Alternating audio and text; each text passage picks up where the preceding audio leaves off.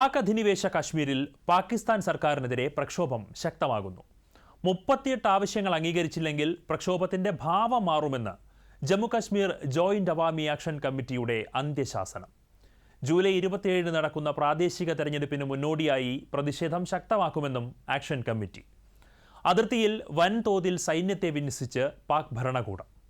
പാക് സൈന്യത്തിന്റെ വെടിവെപ്പിൽ 60ഓളം പേർ കൊല്ലപ്പെട്ടു. ഭക്ഷണ സാധനങ്ങൾ ഉൾപ്പെടെ ഇന്ത്യയുടെ സഹായം ആവശ്യപ്പെട്ട് Jammu Kashmir joint Awami action committee. കശ്മീരികളുടെ കൈകളിൽ ആയുധങ്ങൾ വെച്ചു നൽകിയത് പാകിസ്ഥാൻ സൈന്യമാണെന്നും പ്രക്ഷോഭ നേതാവ് സർദാർ അമാൻ ഖാൻ.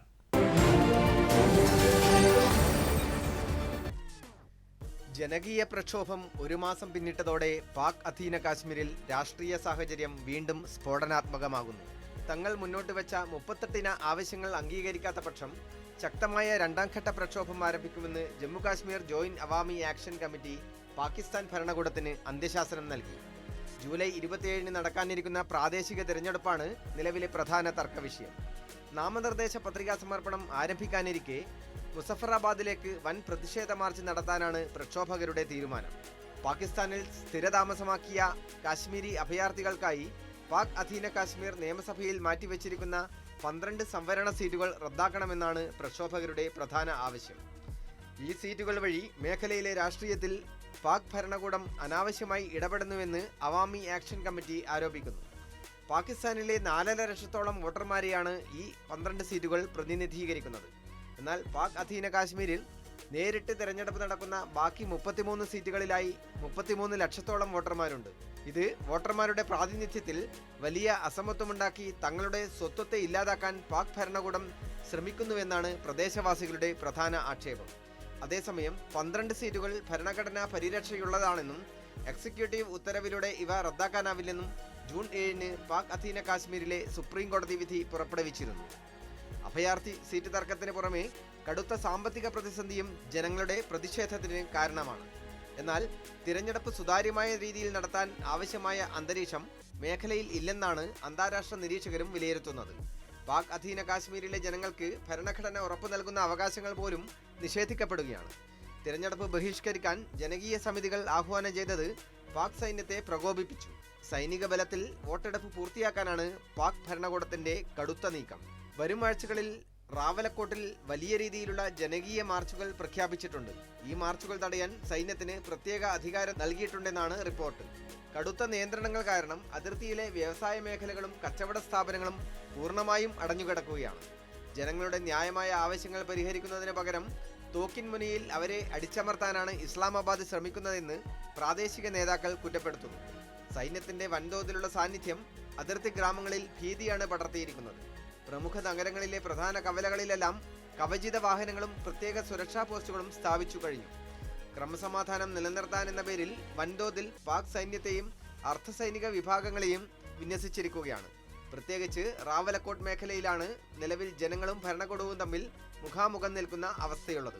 മേഖലയിലെ ജലവൈദ്യുത പദ്ധതികളുടെ കരാറുകൾ പുനഃപരിശോധിക്കുക, വർദ്ധിച്ചു വരുന്ന പണപ്പെരുപ്പം കണക്കിലെടുത്ത് അവശ്യ സാധനങ്ങളുടെ സബ്സിഡി ഉയർത്തുക, സ്വന്തം മണ്ണിൽ ഉൽപ്പാദിപ്പിക്കുന്ന വൈദ്യുതിക്ക് ഉയർന്ന നിരക്ക് ഈടാക്കുന്നത് അവസാനിപ്പിച്ച് കുറഞ്ഞ നിരക്കിൽ വൈദ്യുതി ലഭ്യമാക്കുക എന്നിവയാണ് പ്രദേശത്തെ ജനങ്ങൾ മുന്നോട്ട് വെച്ചിട്ടുള്ളത്.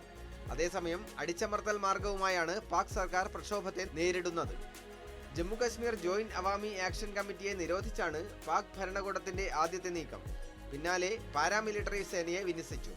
ഇന്റർനെറ്റും ആശയവിനിമയ സൗകര്യങ്ങളും റദ്ദാക്കി. സമര നേതാക്കളെ രാജ്യദ്രോഹ കുറ്റം ചുമത്തി അഴിക്കുള്ളിലാക്കി. ഒരു മാസത്തിനുള്ളിൽ 1500-ലേറെ പേരെ അറസ്റ്റ് ചെയ്തു. നിരായുധരായി പിന്തിരിഞ്ഞോടുന്ന പ്രതിഷേധക്കാരെ പാരാമിലിറ്ററി സേന വെടിവെച്ച് വീഴ്ത്തുന്ന ദൃശ്യങ്ങൾ ലോകത്തെ തന്നെ ഞെട്ടിച്ചു.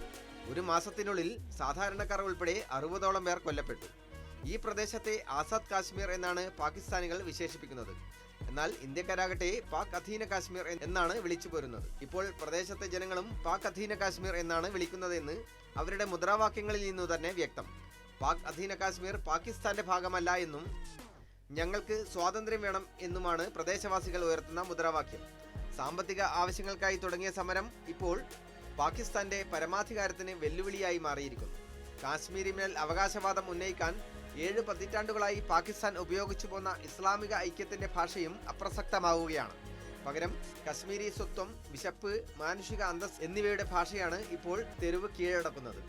പാക് സൈന്യത്തിന്റെ സാമ്പത്തിക ഉപരോധം കൊണ്ട് ജനം പൊറുതിമുട്ടിയതോടെ ഇന്ത്യ സഹായം എത്തിക്കണമെന്നും നിയന്ത്രണ രേഖയിലെ അതിർത്തി തുറന്നു നൽകണമെന്നും ആവശ്യപ്പെട്ട് പ്രക്ഷോഭ നേതാക്കൾ രംഗത്തെത്തിയതും ശ്രദ്ധേയമാണ്. അടുത്തിടെ ജനകീയ റാലിയെ അഭിസംബോധന ചെയ്ത ജോയിന്റ് അവാമി ആക്ഷൻ കമ്മിറ്റി നേതാവ് സർദാർ അമാൻ ഖാൻ പാകിസ്ഥാന്റെ ഭീകരവാദ അജണ്ടകളെയും പാക് സൈന്യത്തിന്റെ പങ്കിനെയും പരസ്യമായി തുറന്നുകാട്ടി രംഗത്തെത്തിയിരുന്നു. കശ്മീരികളുടെ കൈകളിൽ യഥാർത്ഥത്തിൽ ആയുധങ്ങൾ വെച്ചു നൽകിയത് പാകിസ്ഥാൻ സൈന്യമാണെന്ന് അമാൻ ഖാൻ ആരോപിച്ചു.